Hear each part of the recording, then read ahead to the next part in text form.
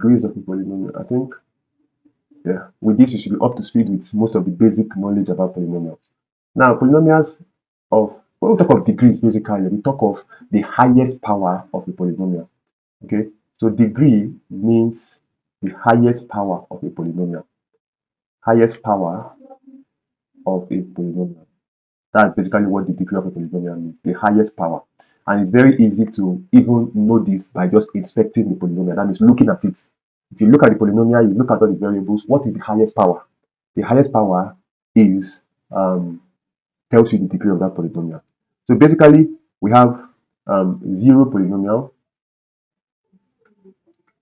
Now, a zero polynomial is undefined. That means you are not told if it's a polynomial or not. For example, you just have the number 6. All right. There is nothing that tells you that this is a polynomial or is it an integer or what. So it's undefined. It's similar to the next one, but it's a different. Now the next one is a constant. Now I've already told you about constants. Their value don't change. All right.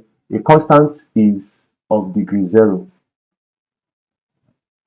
A constant has degree 0. How do I write this now? Okay. A constant has degree 0. And a good example of this is p of x, p of x equals to, maybe let's say 4. All right. So now this is a polynomial which has only a constant in it. P of x is equals to 4. This is a polynomial which has only 4 as its term. Of course, this is a binomial, right? Only one term. And that term is 4, which is a constant. So the degree of this polynomial is 0. The degree of this polynomial is 0, not 1, please. 0.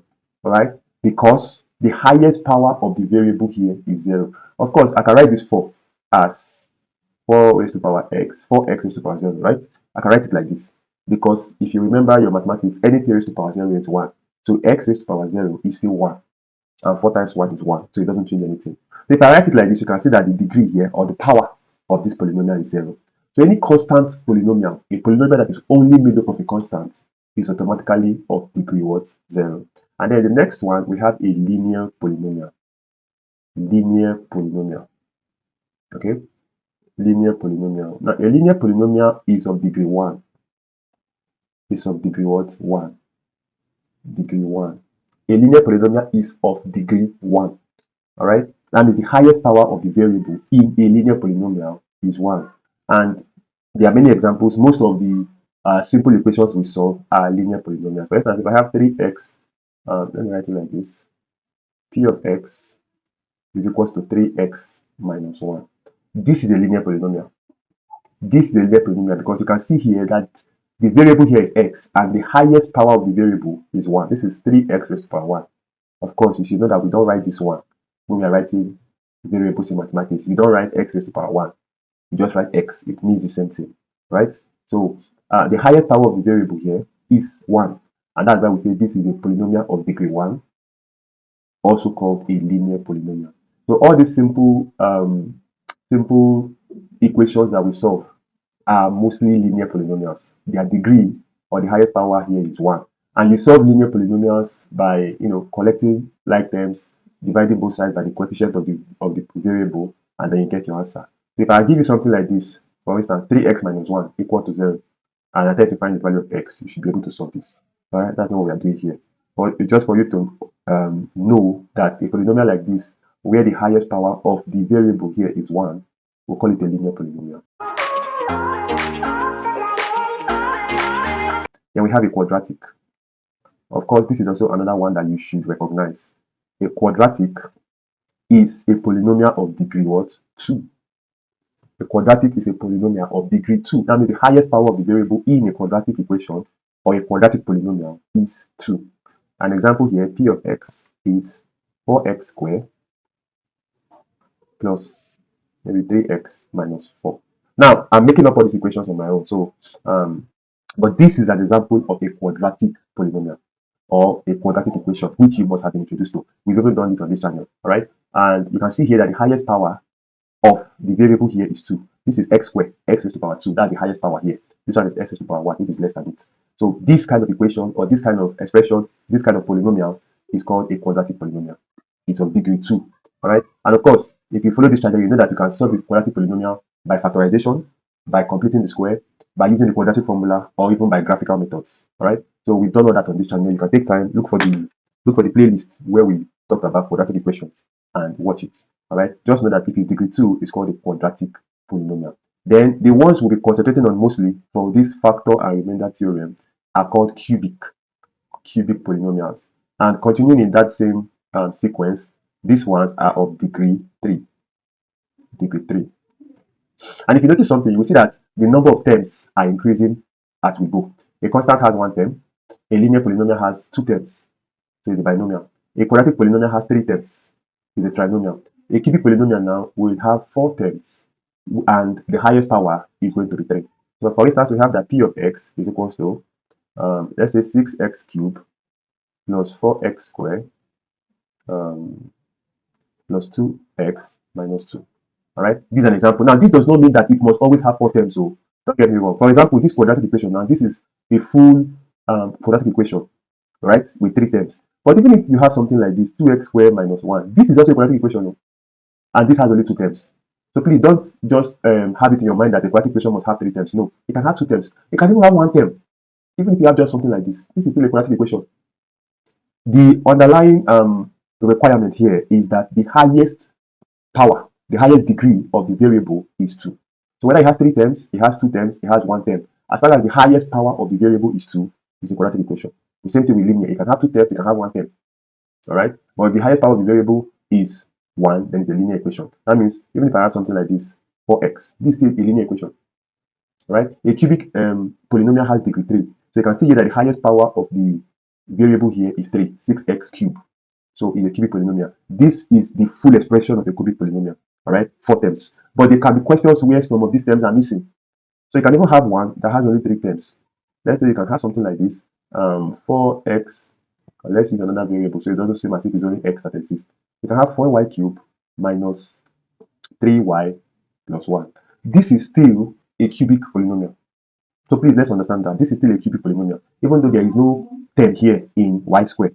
All right, one of the terms here is missing, and we have only 3 terms. It is still a cubic polynomial. Why? The highest value of y here, the highest power of y here is what? 3. So that is the condition for it to be a cubic polynomial. It's not really about the number of terms it has. Normally, it should have 4 terms, but there can be cases where some of these terms are missing. Some even have only 2 terms. But as far as the highest value or the highest power of the variable there is 3, it is still a cubic polynomial. And then the last one we'll take is not that it stops here, but for this level, we have what we call a quartic polynomial. A quartic polynomial. All right, and this is degree 4. This has up to degree 4. This is my writing. Wonderful. All right, so this has up to degree 4. We call it a quartic polynomial. All right, so just like we've been saying, the highest power here of the variable is going to be 4.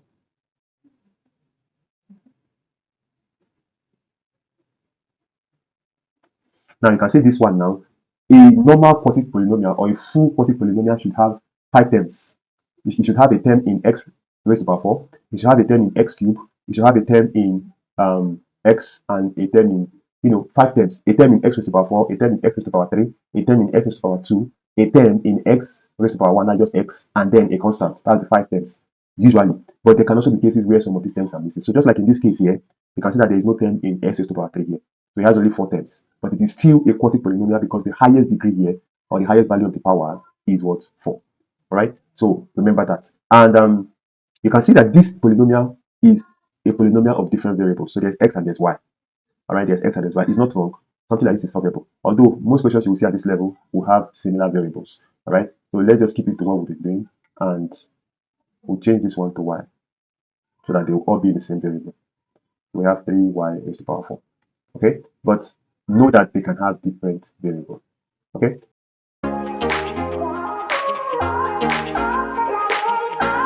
If you know this, I think you're set to begin your journey into polynomials. All right, you know what polynomial terms refer to. You know what the degrees of polynomials refer to, and you know what the variable, what is a constant, what is an exponent, and all of that, all of that. All right. Most of the things about variables, you have been already doing them. For example, I believe anybody should be able to solve a linear polynomial like this.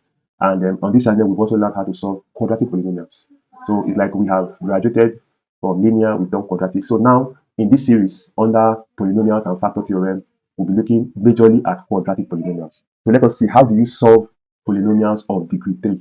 You're given polynomials of degree 3, how do you solve them, right? So I think I'll stop this video here so that it doesn't get so lengthy and discouraging for you to watch. In the next video, we'll focus on factor theorem properly.